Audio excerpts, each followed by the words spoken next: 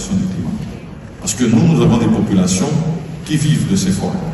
Lorsque elles n'ont pas d'énergie, parce que c'est le cas, en République démocratique du Congo, c'est entre 12 et 20% que nous avons d'accès, c'est beaucoup plus dans les zones rurales que les populations ont accès à l'électricité, dans les villes plutôt, je voulais dire.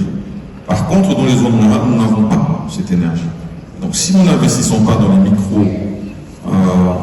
micro-centrales pour donner de l'énergie, si nous ne le faisons pas pour ces 100 millions d'habitants, ça veut dire que tous les jours nous perdons en forêt.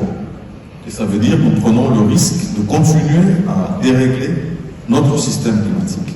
Donc nous disons aujourd'hui, nous avons mis le cadre, l'architecture, pour être compétitifs, en revoyant notre cadre fiscal pour appeler à plus d'investissements. Mais d'un autre côté, nous demandons à ce qu'on puisse prendre plus de risques. Ça a été dit ici. Si jamais on ne prend pas de risque aujourd'hui dans l'investissement, alors nous prenons le risque de laisser une planète en danger aux générations futures.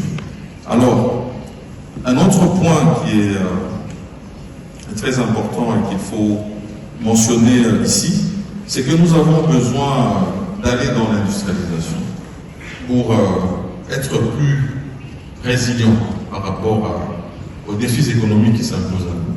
Ce n'est pas possible, même dans le cadre de la zone de libre-échange africaine, d'y aller si jamais nous n'avons pas suffisamment d'énergie pour ces industries de transformation.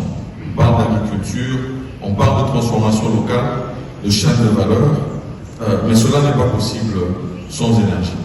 Et donc, ici, peut-être que pour être plus pragmatique, il faudrait qu'il y ait des portefeuilles précis qui soient donnés.